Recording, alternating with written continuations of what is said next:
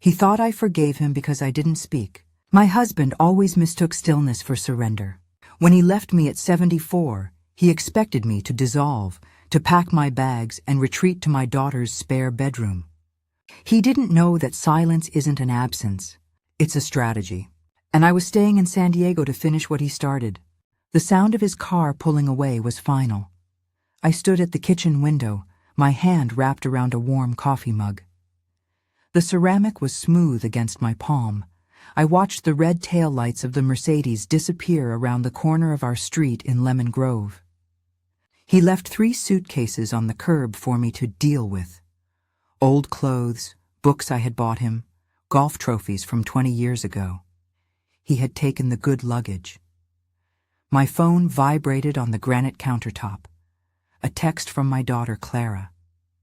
Is he gone? I looked at the screen. The small black letters pulsed. I typed out a reply. Yes. Her reply was instant. I'm booking your flight to Seattle. You can be here by tomorrow night. We'll get the house listed. No. I typed the word and pressed send. My thumb was steady. Clara started calling immediately. The phone buzzed and skittered across the counter. I silenced it. I could have left. Everyone expected me to. Clara, our friends, even Arthur. He probably imagined me weeping, packing boxes, retreating to my daughter's spare bedroom. A 74-year-old woman, discarded. But I didn't leave. I chose to stay. The house was quiet. The air conditioning clicked on, blowing cool air over my arms. Arthur always kept it too cold. I walked to the thermostat in the hall and pushed the temperature up 5 degrees.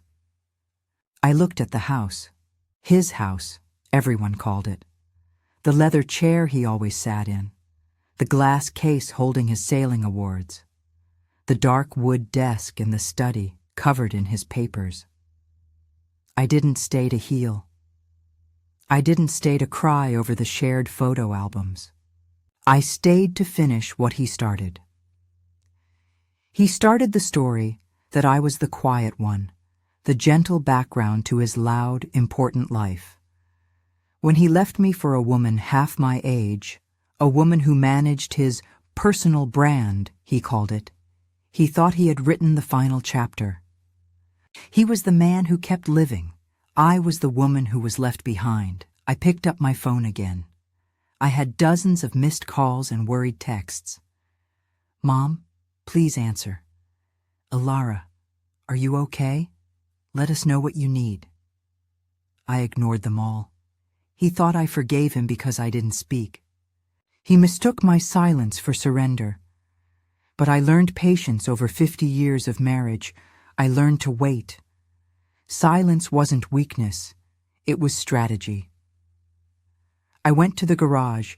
It smelled of oil and old fertilizer. I opened the large freezer Arthur kept for his fishing trips. It was full of frozen fish, vacuum-sealed, his prized catches. I pulled the plug from the wall socket. The motor hummed, then stopped. I went back inside. I sat at the kitchen table. The sun was setting over the hills, painting the wall a pale orange. Revenge, I decided, didn't need to be loud. It didn't need screaming or lawyers fighting over furniture. Real revenge just rearranges the truth. It happens in small moves, each one invisible to him, but perfectly clear to me. I picked up my laptop. I opened the city utility website. The gas, the electric, the water. All in his name, Arthur Hayes. An important name.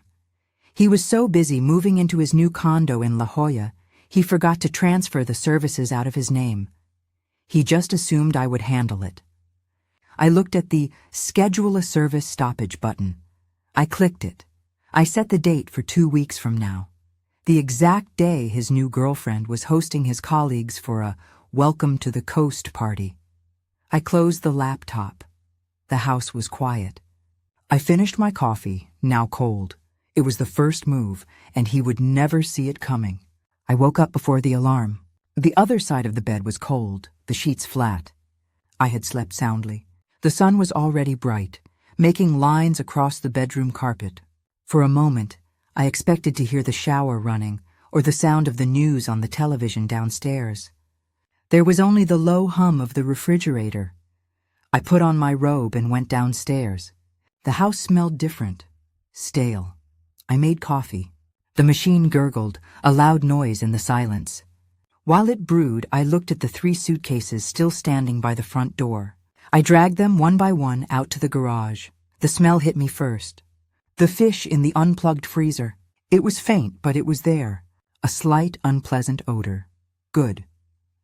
I left the suitcases next to the freezer door and went back inside. My phone was charged. 17 new messages, most from Clara, a few from old friends. Arthur told us, "We are so sorry. Call us sorry." They were sorry I was free. I deleted them. Clara called again as I was pouring my coffee. I answered this time. "Mom?" "Oh, thank God. I was about to call the police."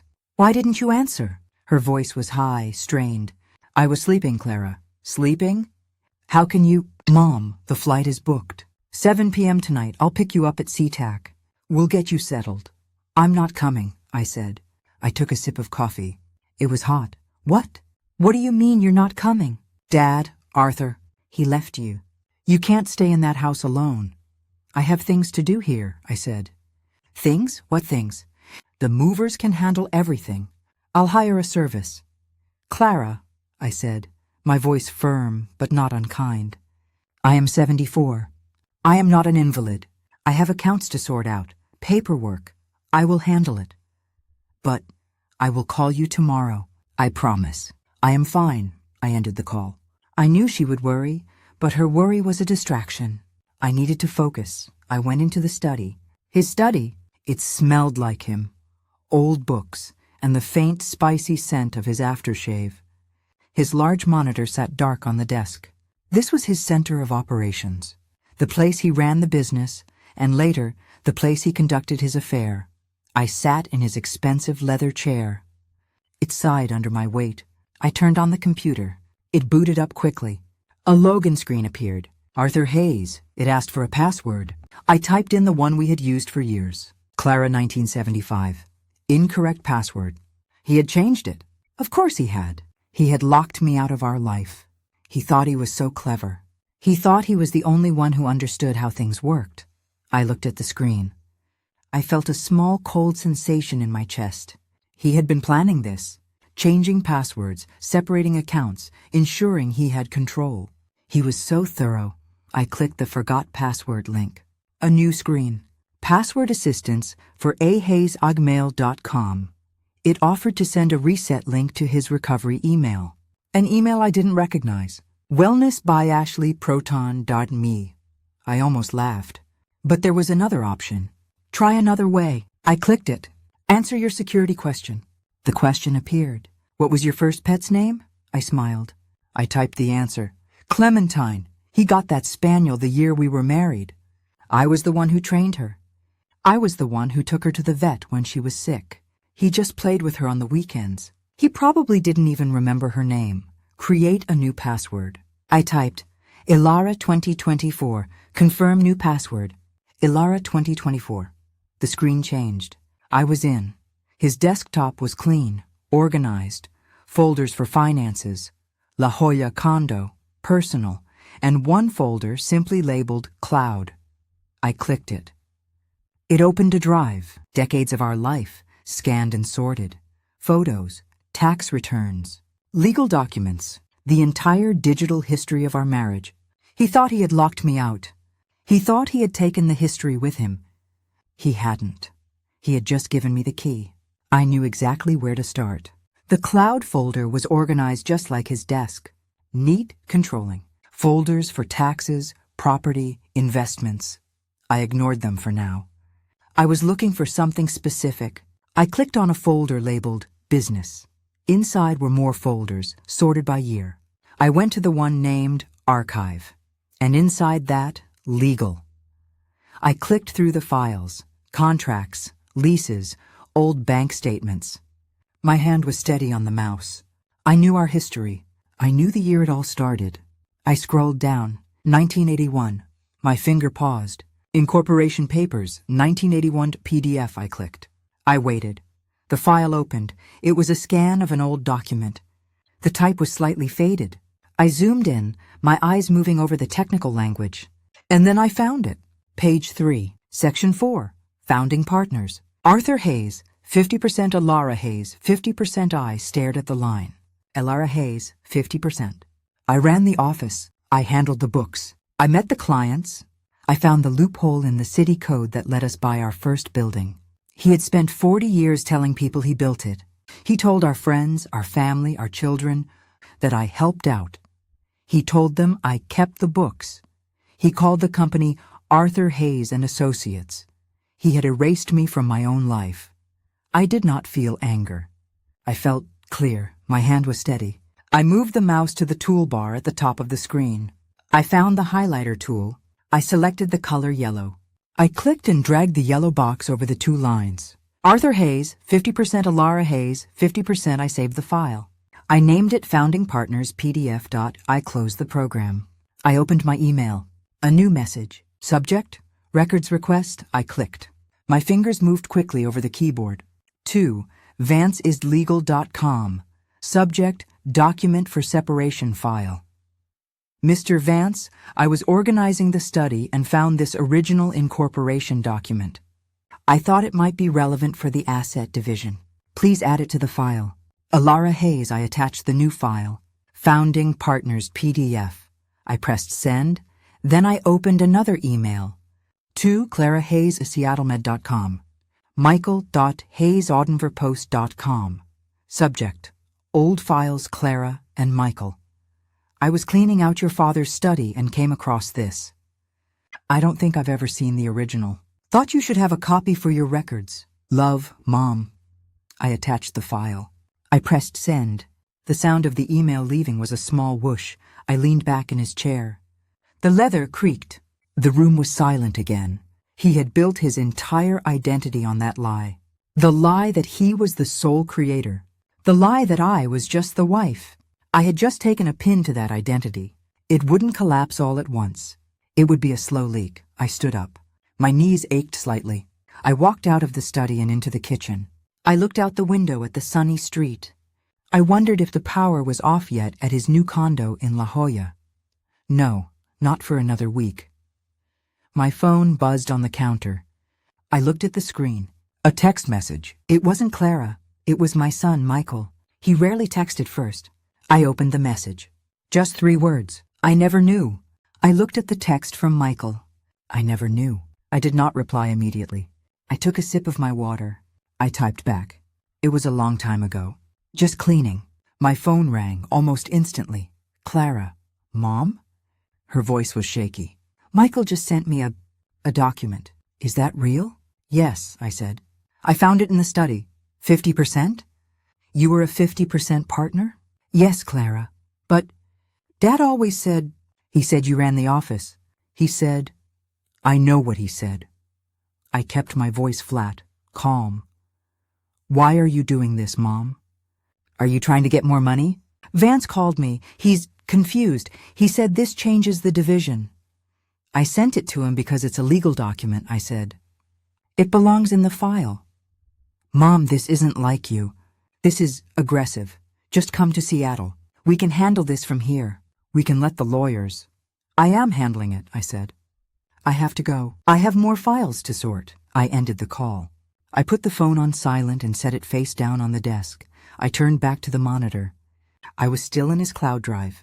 I clicked out of the business folder and opened the one marked Photos. It was all there. Decades. Folders for every year. Vacations. Holidays. Clara. Michael. Our life. I clicked on Holidays. I found the album Christmas at Balboa Park, 2018. The screen filled with pictures. Our last Christmas together before the children moved. We were all standing in front of the big poinsettia tree.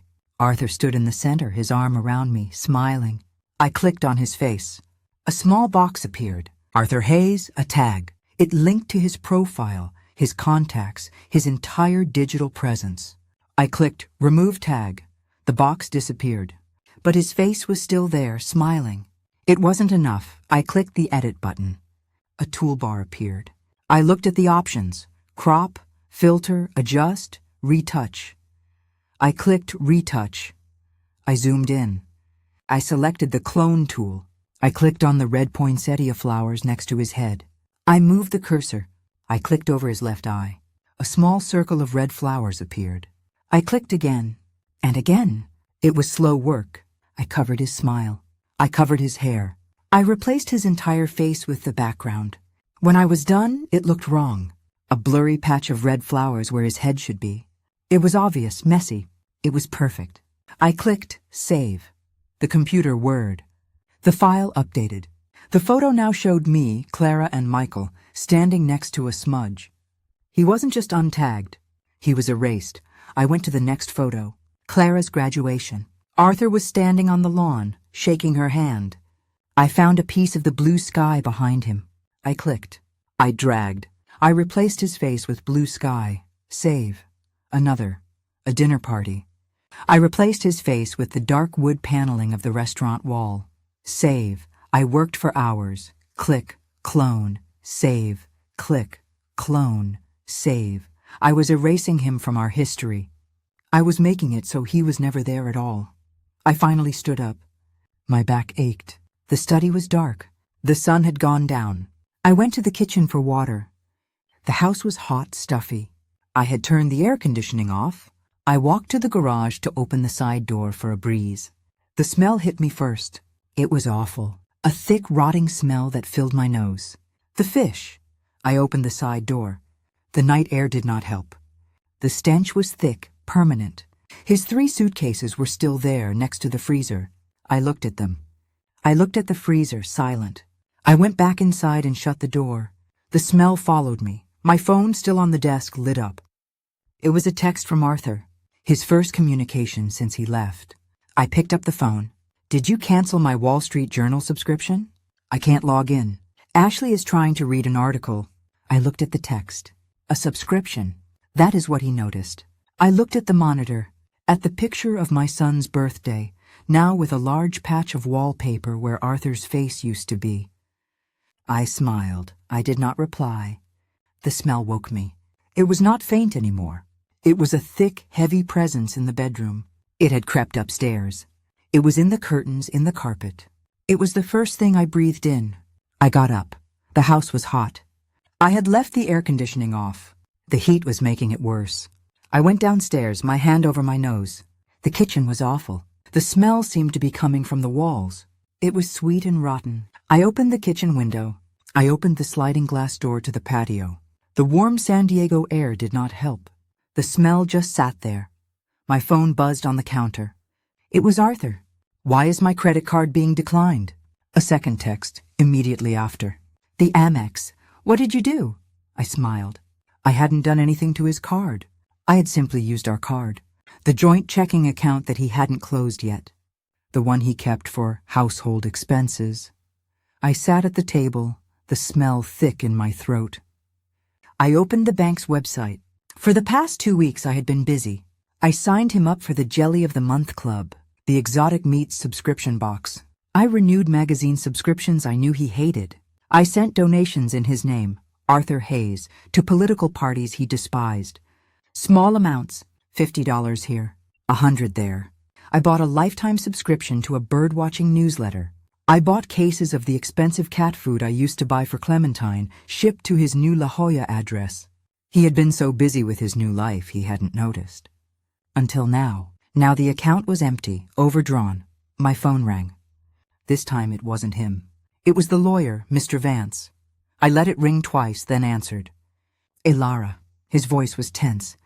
I was hoping to reach you. We need to meet. I'm busy, Mr. Vance. Arthur called my office. He is extremely upset. He's irate about that incorporation document. He's threatening to countersue. He claims it's misleading.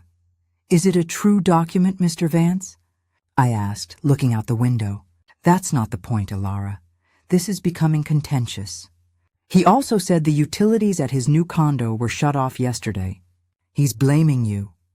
How unfortunate for him, I said. This is not a game. His voice was suddenly loud. You are making this separation difficult. This aggression. It will look bad. He's painting you as vindictive. I am just cleaning my house, I said. I found a document. I stopped services I no longer needed. I have to go. I ended the call. The smell. It was everywhere. I couldn't think. It was coming from the garage. It was time. I put on a pair of yellow rubber gloves. I walked to the garage. When I opened the door, the smell hit me like a physical thing. It was overpowering. My eyes watered. I pulled the collar of my shirt up over my nose. The 3 suitcases were there.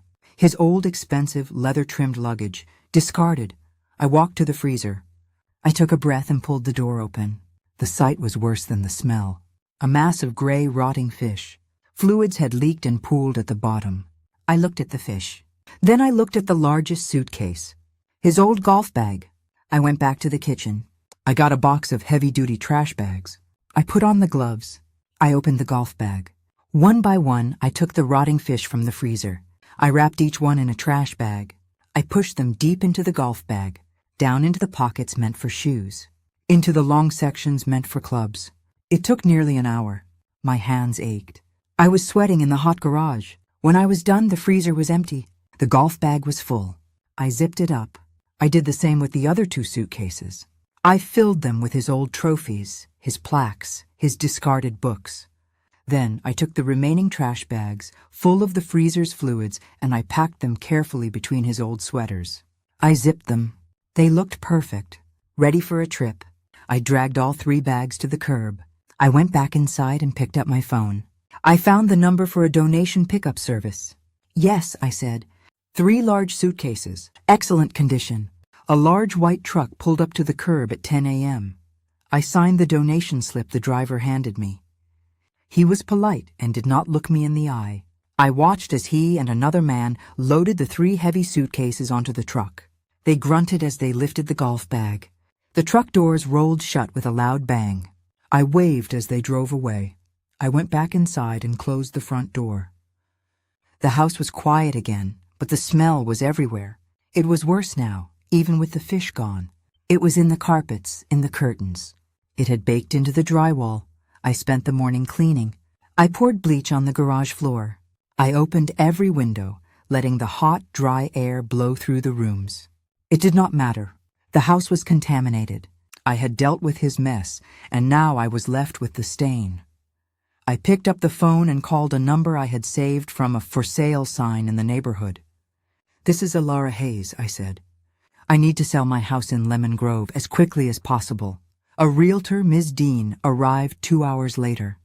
She was young, professional, dressed in a sharp blue suit. She walked in smiling. Mrs. Hayes, thank you so... She stopped. Her smile tightened. She took a small step back toward the door. I apologize for the odor, I said. The freezer in the garage failed. There was fish. Ms. Dean put a scented handkerchief to her nose.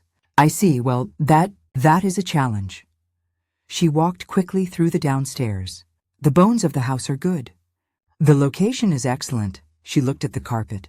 But this, Mrs. Hayes, this smell. You will need professional remediation. Ozone treatments. All the carpet will have to be removed. The drywall, some of it may need to be replaced. I understand, I said. I want to sell it as is. I will not be fixing it. She looked surprised. As is, a house like this? You would lose hundreds of thousands. That is fine, I said. Price it to sell. I just want it gone. She was staring at me, her mind clearly working. Well, I suppose a flipper, an investor. It's possible. I'll draw up the...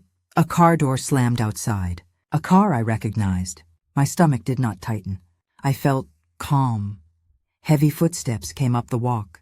The doorbell rang loud once, then 3 hard pounds from a fist. Alara, I know you're in there. Open this door. Ms. Dean looked at me, alarmed. Should I call someone? No, I said. He is my husband. I walked to the front door and opened it. Arthur stood there. His face was red. His eyes were wide. He was holding a piece of paper in his hand. It was the email from Mr. Vance, the one with the highlighted file. What did you do? He said, his voice low and tight. Hello, Arthur. We have a guest.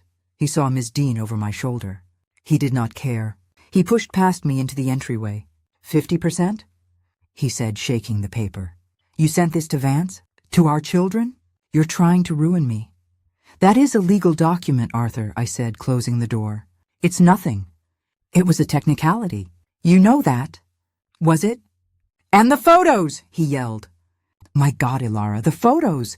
Clara called me, crying. She said, you've lost your mind. Erasing me? I was just tidying up the files, I said. And my bank account, my credit card, jelly of the month. Are you insane? Miss Dean was pressed against the living room wall. I should go, she whispered. Arthur finally seemed to notice the smell. He stopped yelling. He sniffed the air. His face changed. What is that smell? He looked around. It's... God, Ilara, what did you... He knew the smell. He knew his freezer. It's the fish, Arthur, I said. The fish you left. They went bad. It seems they've ruined the house. He looked at the walls. He looked at the carpet. He looked at me. He finally understood. The ruined house. The lost money. The 50% document. You did this, he whispered. You did all of this. I'm moving out tomorrow, I said. Miss Dean is here to list the property. As is. You'll have to sign the papers, of course. As the 50% partner. I won't sign, he said. If you don't, the bank will take the house. The mortgage is due. I'm not paying it. He just stared at me. The vital man. The man who was chasing his new life. He looked old. Where are you going? He asked. Seattle? To Clara? No, I said. I picked up my purse from the table. I found a condo. In Little Italy. I walked past him. I opened the door. Miss Dean hurried out ahead of me. You can't just leave me with this, he yelled. I stopped on the porch. I looked back at him, standing in the middle of the house he built. The house that was now just a shell, full of his own rot. I'm not leaving you with it, Arthur, I said. I'm just finishing what you started. It's all yours now. My new apartment in Little Italy was small. It was 1/3 the size of the house in Lemon Grove. But the ceilings were high, and the walls were freshly painted a clean, bright white. I had a small balcony that overlooked India Street. The windows were open. I did not need air conditioning. A breeze carried the sounds of the neighborhood inside. I could hear people laughing at the cafe downstairs. I could hear the faint clatter of the trolley 2 blocks away. It smelled like espresso and garlic and salt from the bay. I was unpacking the last box. I had not brought much. Photos of Clara and Michael, my grandmother's cookbooks, a new laptop. I set a photo of my children on the small bookcase. They were smiling. I had not spoken to them in a week, not since the house was listed. Clara was angry. Michael was quiet.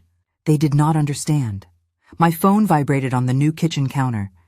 I had bought a new phone with a new number. I had only given it to my children, my lawyer, and the bank. I walked over and looked at the screen. It was a text from Clara. He called me. The house sold at auction. The bank took it. He said, there's nothing left. He's staying with that woman. He has nothing. I read the words. I saw the question she was not asking. How could you? I thought about the house, the smell, the files, the red, angry face of my husband. He had 50 years of my life. He had my partnership. He had my silence. Now he had the house. He had the smell. He had the truth. He thought nothing was a number in a bank account. I thought nothing was a house you could no longer live in. I typed a reply to Clara. I am fine. I am unpacking. Call me this weekend if you like. I put the phone down. I made myself a cup of tea in my new kitchen. The kettle was quiet. I walked to the open balcony doors. The sun was setting over the water. It lit up the windows of the building across the street. He thought I was the woman he left behind. The prologue to his story. He thought I would go quietly to Seattle to be calming. But I didn't. I stayed in San Diego. I looked at my new, small, clean apartment. I didn't take everything back at once. I took it slowly. I rearranged the truth. I finished the edit. He thought I was broken. He thought I was the victim. But I was just the one who wrote the ending. I took a sip of my tea. It was hot. And for the first time in 50 years, it was mine.